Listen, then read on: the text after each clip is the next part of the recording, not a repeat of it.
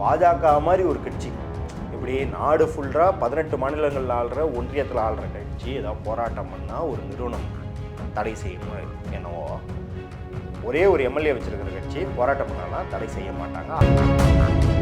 Big pass அப்போ நீங்கள் நாட்டில் எவ்வளோ பெரிய பிரச்சனை நடக்குது, உங்கள் ஓட்டு உரிமையே காணாமல் போகுது அப்படின்ற ஒரு பிரச்சனை நடக்கும் போது அவங்களுக்கு பெரிய பிரச்சனை. இந்த வாரம் ஒருத்தர் எலிமினேட் ஆகிறாருன்னா ஒரு பெரிய பிரச்சனை. பலூனக்கான்னு கூப்பிட ஆரம்பித்தாங்க அப்படின்னா அவங்க வந்து ஒரு வீடியோவில் வந்து அவங்க என்ன எப்படி ரிப்ளை பண்ணாங்கன்றாங்க. இப்போ ஆனால் அது ஒரு பப்ளிக் ஸ்டேஜில் வச்சு நீங்கள் அவங்கள வந்து முன்னிலைப்படுத்துறீங்கன்னா அவங்க என்ன பேச போகிறாங்கன்றது உங்களுக்கு தெரியும். ஜோடி நம்பர் 1 மாநாட மேலோட எதை எடுத்துக்கிட்டாலும் டான்ஸ் கின்ஸ் ஏதாவது ஒன்று இருக்குது இல்லை. பிக் பாஸை பார்த்து ஒரு மனிதர் என்ன கற்றுக்கணும்? 10 மனிதர்கள் தெரியாத மனிதர்கள் யாரா நீங்கள் ஒரு ரூம்குள்ளே போட்டு அவர்களை கேமராவில் வாட்ச் பண்ணிங்கனாலும் இப்படி தான் நடந்துக்குவோம். நம்மளே அப்படி தான் நடந்துக்குவோம். நம்மளும் வந்து யோக்கியம்லாம் கிடையாது. இன்னொன்று, இப்போ நீங்கள் வந்து திவாகர் மாதிரி ஒரு ஆட்களை உள்ளே வச்சிருக்கும் போது பார்க்கும் குழந்தைகளுக்கு என்ன தெரியும்? நம்ம இது மாதிரி மூளை இல்லாத மாதிரி பண்ணிக்கிட்டு இருந்தா நம்மளை 4 பேர் மதிப்பாங்க, அட்டென்ஷன் வரும் அப்படின்னு ரசிப்பாங்க.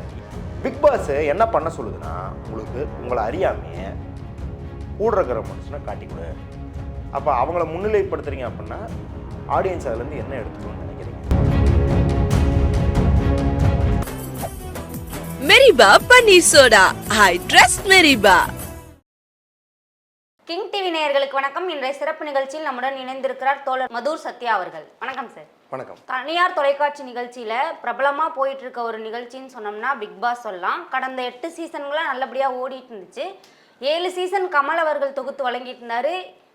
8, 9 வந்து விஜய் சேதுபதி அவர்கள் தொகுத்து வழங்கிட்டு இருக்காரு. இப்போ அந்த இடத்துல 18+ கண்டென்ட் அதிகமாக இருக்குது அப்படின்ற குற்றச்சாட்டு எழுந்து தமிழக வாழ்வுரிமை கட்சி சார்பில் ஆர்ப்பாட்டமும் நடத்தியிருக்காங்க. அதை பற்றி சொல்லுங்கள் சார்.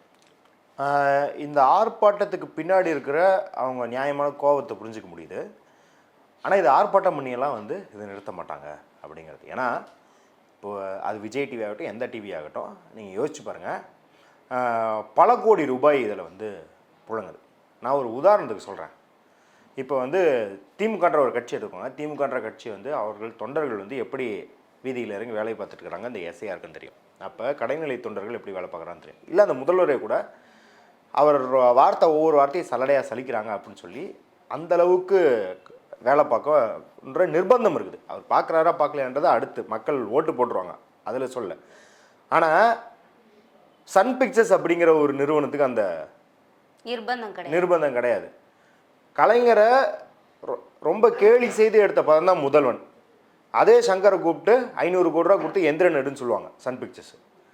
விஜய் வந்து 2G ஊழல் காற்றுனால தானே ஊழல் அப்படின்னு கத்தியில் பேசுவார். அவரை கூப்பிட்டு சர்க்கார்னு ஒரு படத்தை இவங்க கொண்டு வந்த சமூக நல திட்டங்களே கலாச்சி எடுக்க சொல்லுவாங்க. அப்போ பணம் அப்படிங்கிறது பல கோடின்னு புழங்கும் போது இவ்வளோ பெரிய சித்தாந்தமே காணாமல் போகுது. எது நாங்கள் வந்து 100 வருஷம் பாரம்பரியம் உள்ள திராவிட சித்தாந்தத்தில் வந்தோன்னு சொல்கிறதையே ஓரமாக வச்சுட்டு அதற்கு எதிரான படங்களுக்கே பணம் போடுறாங்க அப்படின்னும்போது ஒரே ஒரு கட்சி, அதுவும் ஒரு எம்எல்ஏ வச்சிருக்கிற கட்சி போய் போராடுது அப்படின்றதுனால இந்த விஜய் அப்படிங்கிறது இன்றைக்கி வந்து விஜய்னா விஜய் ஆக்டர் விஜய் சொல்ல விஜய் டிவின்ற ஒரு நிறுவனம் இன்றைக்கி வந்து அது வந்து டிஸ்னி கீழெல்லாம் இருக்குது. அவ்வளோ பெரிய நிறுவனம் ஜியோ ஹாட்ஸ்டாரை மாற்றிட்டாங்க. பல கோடிகள் வந்து பிக் பாஸ்னால அவங்களுக்கு புழங்குது. நீங்கள் சொல்கிற மாதிரி இன்றைக்கி இருக்கிறதுல டாப் ஷோ அதுதான். எப்படி அதை நிறுத்துவாங்க? டாப் ஷோவா இல்லையே, ஒரு ஷோக்கான மரியாதையே குறைஞ்சிருச்சுன்னு தானே சொல்கிறாங்க. அது இந்த 18+ ஆகுதுன்னு சொல்கிறீங்க இல்லையா? எனக்கு என்ன தோணுதுன்னா, இந்த மொத்த பில்டிங்கில் உனக்கு இதுதான் பிரச்சனையா அப்படின்ற மாதிரி தான் எனக்கு தோணுது. ஏன் அப்படின்னா பிக் பாஸ் அப்படிங்கிற அந்த நிகழ்ச்சி இருக்கு இல்லையா, அந்த நிகழ்ச்சியின் கட்டமைப்பே அடிப்படையிலே ரொம்ப தவறானது. அது 18+ வருது அப்படிங்கிறது ரொம்ப ரொம்ப மோசம். ஏன்னா அந்த அந்த அகோரியா இருந்தவரெலாம் ரொம்ப ஓப்பனாகவே கெட்ட வார்த்தையில் பேசுகிறாரு. விஜய் சேதுபதியே ஒரு எபிசோடில் வந்து எத்தனை பீப் தான் போடுறது உனக்குன்னு திட்டிருப்பார். அதெல்லாம் பார்க்குறோம். இப்போ அதை பார்த்து தொலைக்காட்சியில் பார்க்கும் பிள்ளைகள் என்ன கற்றுக்கொள்வார்கள் அப்படிங்கிறதுலாம் ஒன்று. குழந்தைகளை விட்டுருவோம்.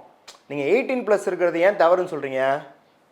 தொலைக்காட்சியில் குழந்தைகள் பார்ப்பார்கள் கெட்டு போவாங்கன்ற 18+ஐ விட்டுருங்க. இதை பார்க்குற வளர்ந்தவங்க அடல்ட்ஸ் என்ன ஆவாங்க? முதல்ல பிக் பாஸுங்கிற ஒரு ஷோ, இப்போ நீங்கள் சூப்பர் சிங்கர்னு ஒரு ஷோ பார்க்குறீங்க, அதை பார்த்து எஸ்பிபி பாடல்களை இப்படியெல்லாம் பாடலாமா? அந்த வெரைட்டி ஆஃப் சிங் அந்த ஒரு பாட்டு குருவாயூரப்பாவோட ஒரு வீடியோ கூட ட்ரெண்ட் ஆகிடுச்சு பாருங்கள். 3 வேரியேஷன் சார், எப்படி எஸ்பிபி உள்வாங்கி பாடுறாருன்னு ஒருத்தர் பாடி காட்டுறது ட்ரெண்ட் ஆச்சு.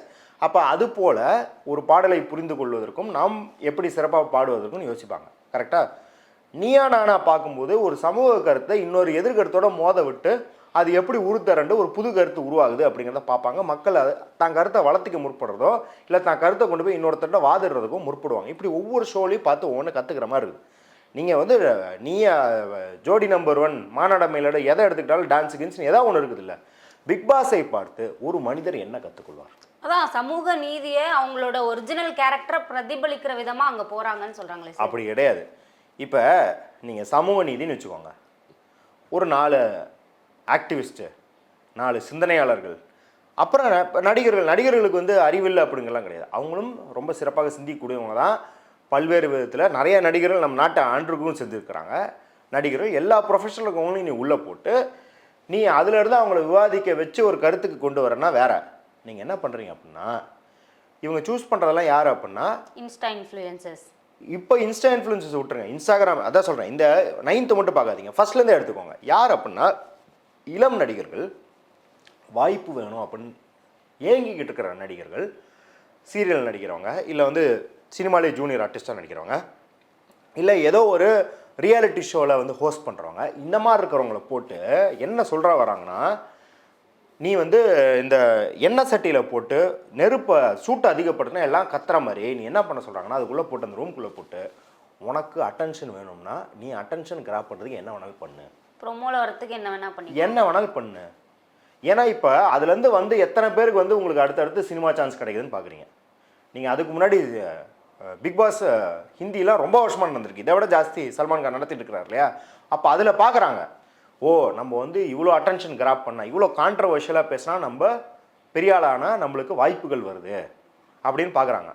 இப்போ ஜல்லிக்கட்டு ப்ரொட்டஸ்டில் இருந்த ஜூலி எடுத்து உள்ளே போட்டு அதுக்கப்புறம் அவங்களுக்கு சினிமா வாய்ப்பு வரைக்கும் கிடைக்கிற அளவுக்கு சீரியல் முதற்கொண்டு பண்ண ஆரம்பித்தாங்க. கரெக்டாக? இப்போது இவர் விக்ரமன் வந்த இடத்துல வந்து ஒருத்தர் ஜெயிச்சார் இல்லையா, ஃபஸ்ட்டு டைட்டில் அடித்தார்.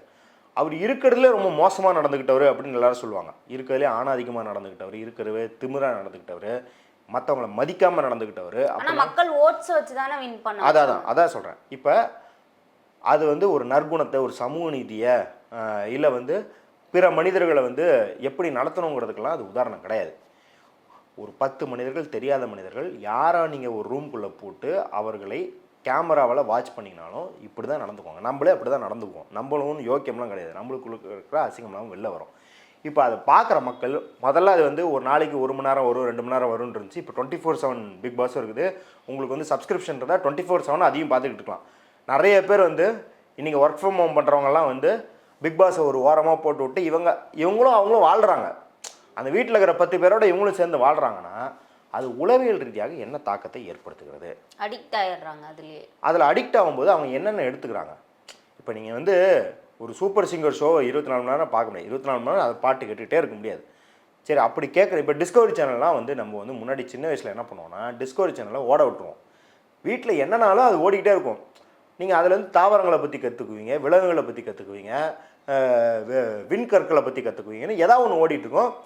நீங்கள் கவனிக்க மாட்டீங்க, காதில் கேட்டுட்டு இருப்போம். கவனிக்கணும்னு நினச்சா அந்த 15 நிமிஷத்தில் ஏதாவது கேட்டுப்பீங்க. இப்போ சாப்பிடும் போது பார்த்தா ஏதாவது கற்றுப்பீங்க.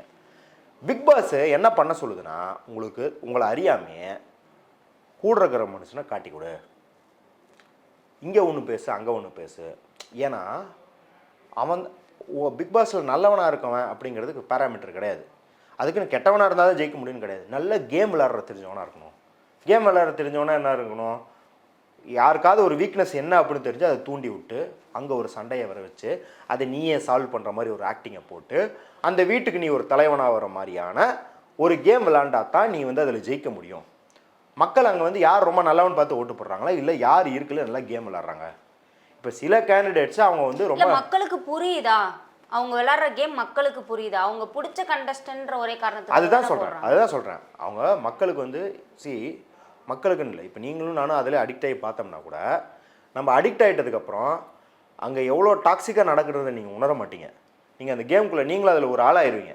ஆளாயிட்டா நீங்கள் வந்து உங்களுக்கு அந்த ஹார்மோன் என்ன கேட்கும் அப்படின்னா, இப்போ ஏதாவது ஒரு திருப்பத்தை கொடு, ஏதாவது ஒன்று சுவாரஸ்யமாக பண்ணு. ஏன்னா நீங்கள் பிக் பாஸை வந்து அறநெறிகள் ஆத்திச்சூடியை கற்றுக்கிறதுக்கெலாம் நீங்கள் பிக் பாஸ் பார்க்கல. ஒரு த்ரில்லுக்கு தான் நீங்கள் பார்க்குறீங்க. அப்படின்னும்போது திடீர்னு யாரையாவது ஒருத்தரை வந்து ப்ராங்க் பண்ணுற மாதிரி ஒரு பெரிய நிகழ்வை பண்ணால் உங்களுக்கு வந்து இன்னைக்கு வந்து இதை பார்த்து ஜிவ்வுன்னு இருந்ததுப்பா அப்படின்றது இல்லையா? அப்போ அதை தான் ரிவார்டு பண்ணுறாங்க, அதுக்கு தான் மதிப்பளிக்கிறாங்க. அப்படின்னும்போது பிக் பாஸ் என்ற ஷோ அடிப்படை கட்டமைப்புலேயே மிக மிக கேவலமானது. அது சமூகத்தில் இருக்கும் எல்லா கெட்ட கருத்துக்களையும் நியாயப்படுத்தக்கூடியது. இப்போ உதாரணத்துக்கு ஃபஸ்ட்டு சீசன்லேயே காயத்ரி வந்து சேரி பிஹேவியர்லாம் பேசுவாங்க. நீங்கள் வந்து நிஷா அறந்தாங்கி நிஷா உள்ளே போனது உருவகெளியெல்லாம் செய்வாங்க. இப்பயும் பாருங்கள், உள்ளே வந்து எனக்கு தெரிஞ்ச அவர் கானா வினோத் தானே, அவரை வந்து அவருக்கு தகுதி இல்லை, தரந்தாழ்ந்து பேசுறது அதுன்றதெல்லாம் நிறையா போகுது அப்படின்னு நான் கேள்விப்படுறேன். நான் பிக் பாஸ் பார்க்குறதில்ல. ஆனால் சமூகத்தில் இருக்கும் எல்லா இழிவான கருத்துக்களையும் பிரதிபலிக்கிறதுக்கான ஒரு ஷோவாக தான் அது இருக்குது. இதை வந்து பல அறிஞர்கள் வேறு மாதிரியான ஷோஸ்க்கு பல இடத்துல சொல்லியிருக்கிறாங்க. என்ன அப்படின்னா, எப்பயுமே சமூகத்தில் சில அசிங்கங்கள் அதுவாக தானாக இருக்கிறது கிடையாது. அந்த சிந்தனை இருப்பது உங்களுக்கு ஏதுவானதாக இருக்குது. இப்போ உதாரணத்துக்கு இது வந்து மேனுஃபேக்சரிங் கன்சென்ட்னுவாங்க. அதாவது உங்கள் ஒப்புதலை வாங்குவது. அந்த ஒப்புதலை வாங்குவது அப்படின்னா, இப்போ உதாரணத்துக்கு போலீஸ் ஒரு 4 பேரை வந்து என்கவுண்டர் பண்ணிடுது. இப்போ நீங்கள் வந்து ஹைதராபாத்தில் வந்து ஒரு பெண்ணை கூட்டு பாலியல் வன்புணர்வு செஞ்சுட்டாங்கன்னு சொல்லி 4 பேரை பிடிச்சி 4 பேரை கொன்னுவிட்டாங்க. அப்புறம் தான் தெரியுது அந்த 4 பேர் வந்து குற்றவாளி நிரூபிக்கவே படலை. போலீஸ் வந்து வேணுன்ட்டே கேசம் போடுறதுக்கு 4 பேரை பிடிச்சி கொண்டிருக்காங்க. ஆனால் அந்த 4 பேரை கொன்னும்போது இப்படி தாண்டா தண்டிக்கணுவீங்களே அப்படின்னு சொல்லி ஊரே கொண்டாடிச்சு. சரியான தீர்ப்பு கொடுத்துட்டாங்க.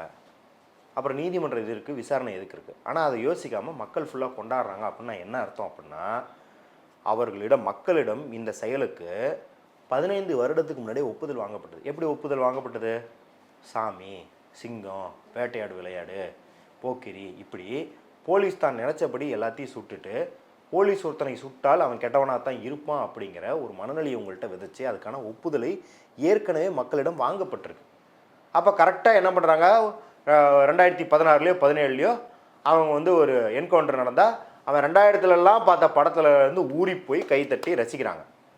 அதே போல் தான் சமூகத்தில் இருக்கும் எல்லா இழிவுகளுக்கும் அதில் வந்து மிக மிக அதிகாரத்தில் இருக்காங்க இல்லையா, அவங்களுக்கு லாபம் அடையும் எல்லா தேவைகளும் இருக்கும். அப்போ இந்த அசிங்கங்களை எப்படி தக்க வைக்கிறது? இந்த மாதிரி ஷோவில் தான் தக்க வைக்க முடியும். இப்போ பிக் பாஸ்னால் 8 சீசன் ஒருத்தன் பார்த்துருக்கான்னு வச்சுக்கோங்களேன்.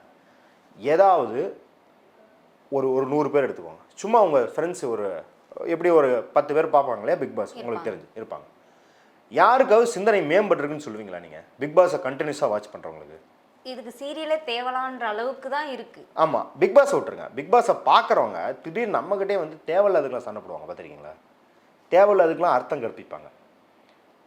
கேங்குக்குள்ளே வந்து தேவையில்லாமல் புறணி பேசிக்கிட்டு இருப்பாங்க.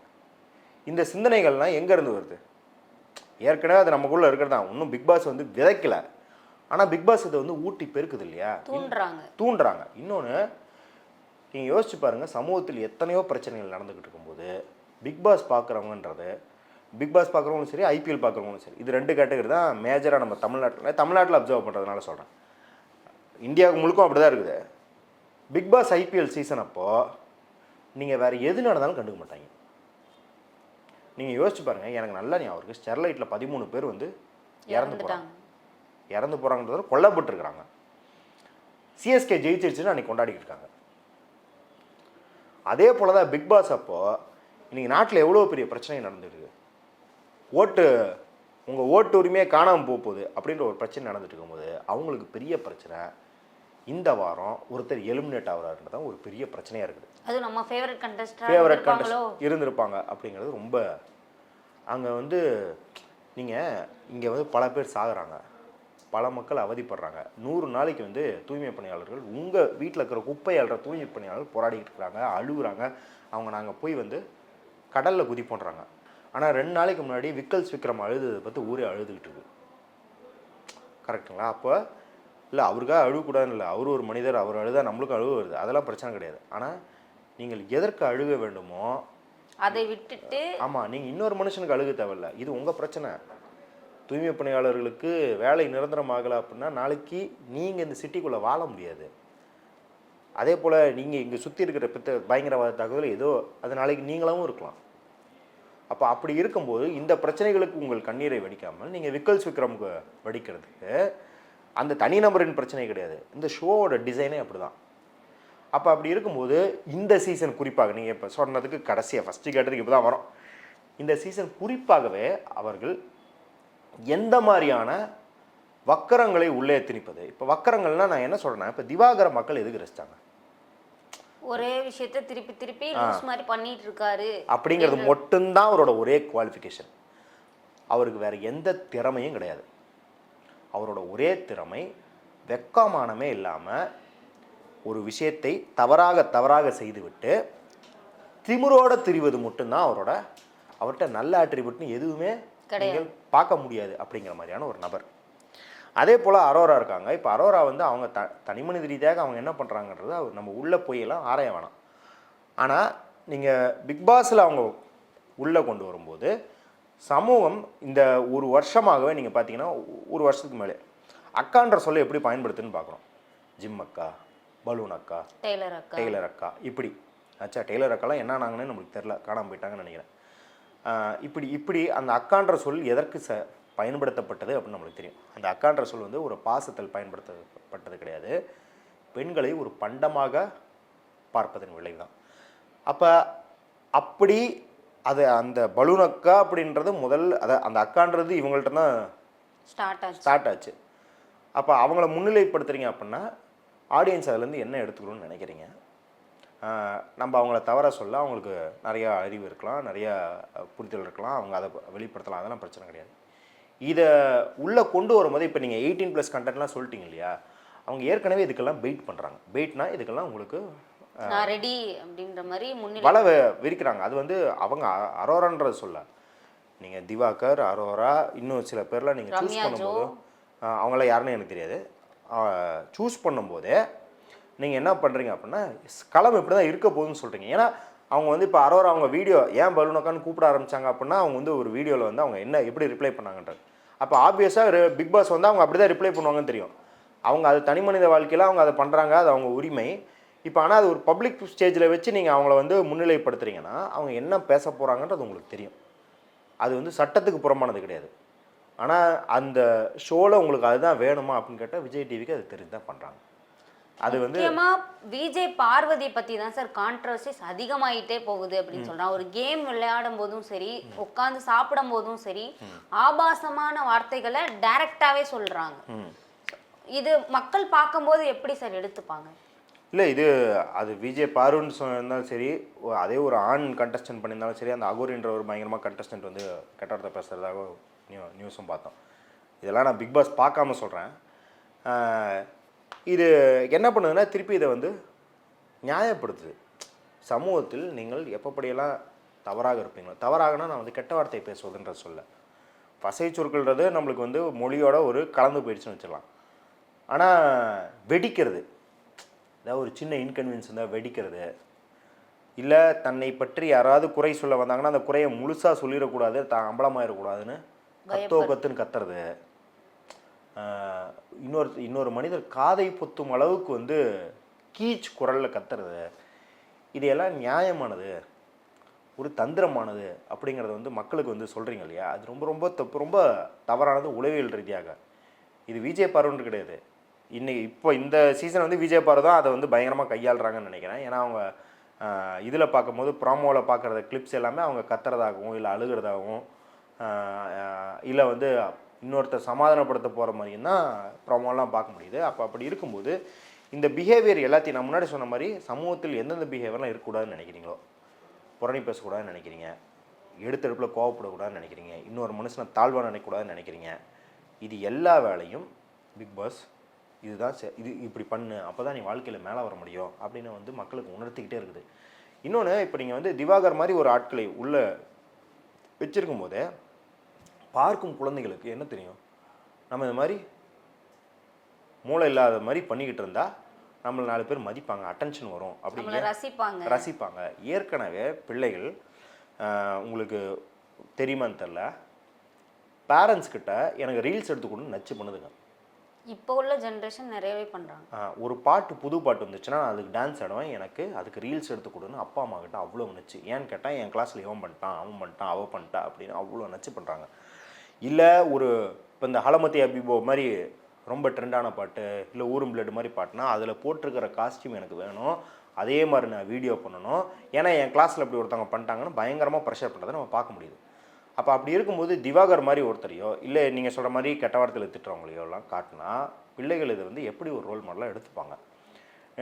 இப்போ ஏற்கனவே நான் சொல்கிறேன், நாங்கள் வளர்ந்த காலத்தில் வந்து 90s கிட்ஸ் இருந்தபோது நீங்கள் வந்து இறையன்பை ஐஏஎஸ் மாதிரி ஆகுங்க, அப்துல் கலாம் மாதிரி ஆகுங்கன்னு சொல்லுவாங்க. இல்லை பெண்களாக இருந்தால் கிரண் பேடி ஆகுமாருங்க, கல்பனா சாவ்லா மாதிரி ஆகுங்கன்னு சொல்லுவாங்க. ஏன்னா அவங்கள தான் நீங்கள் டிவியில் பார்ப்பீங்க. இல்லைனா நீங்கள் வந்து ரமணன் ஒருத்தர் காலையில் வந்து நியூஸ் இது வானிலை அறிக்கை சொல்லுவார், நீங்கள் அவரை மாதிரியே தான் அவனு யோசிப்பீங்க. நான் இது வந்து இவங்கெல்லாம் உன்னதமான மனிதர்கள், இவர்கள் வந்து தீங்கான மனிதர்களுக்காக சொல்ல, உங்களுக்கு ஒரு ப்ரொஃபஷனல் எக்ஸாம்பிள்ஸ் இருந்தது. ஒரு ஐஏஎஸ் ஆகலாம், ஒரு சயின்டிஸ்ட் ஆகலாம், இல்லை ஒரு நியூஸ் ரீடர் ஆகலாம் அப்படின்ற மாதிரி இருந்தது. ஆனால் இப்போ 24 மணி நேரமும் அவர்கள் விஜய் பார்வையும் திவாகரையும் அரோராவையும் இல்லை அங்கே இருக்கிற அந்த அகோரியும் அவர் பேர் என்ன கவினா தெரில எனக்கு கமருதீன் அகோரியா இருந்தார், அவர் எலிமினேட் ஆகிட்டார். ஆமாம், அந்த மாதிரி நபர்களையும் பார்த்து கொண்டே இருந்தால் யாரை மாதிரி அவனும் குழந்தைங்க யோசிப்பாங்க. நீங்கள் பிக் பாஸ் போட்டு பார்த்துக்கிட்டீங்கல்ல பெற்றவங்க வீட்டில், திவாகர் மாதிரி உங்கள் பையன் ஆனால் ஓகேவா? ஒத்துக்க மாட்டாங்கல்ல. அப்போ நீங்கள் என்ன பண்ணணுன்னா, இது வந்து நான் முதல்ல ஆரம்பித்தது ஏன்னா இது ஆர்ப்பாட்டம் பண்ணிலாம் திருத்த முடியாது. மக்கள் மத்தியில் இதுக்கு எதிராக தீவிரமாக பிரச்சாரம் பண்ணணும். நீங்கள் உங்கள் கேரக்டரை சிதைச்சிக்கிறத தாண்டி உங்கள் பிள்ளைகளை எதுக்கு காவு கொடுக்குறீங்க? பிக் பாஸை பார்த்துட்டு பிக் பாஸில் வர மாதிரி நிறைய பிள்ளைங்க வந்து இமிட்டேட் பண்ணி போடுறதெல்லாம் நம்ம பார்க்குறோம்.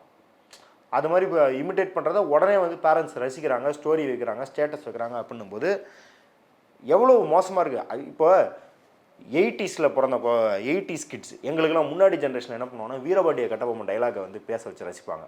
ஜாக்சன் துரையானின்னு வந்து பேசுவாங்க. இல்லை கப்பலோட்டிய தமிழ், இல்லை பாரதி பாட்டில் வந்து ஏதாவது பாடினா அவன் வந்து ஃபுல்லாக இந்த இத்தனோண்டு புக் இருக்கும், எல்லாத்தையும் மனப்பாடம் பண்ணிட்டு வந்துடுவானுங்க. இந்த மாதிரி இருந்தது. அதுவே வந்து சினிமா மோகம்னு அப்போ திட்டுவாங்க.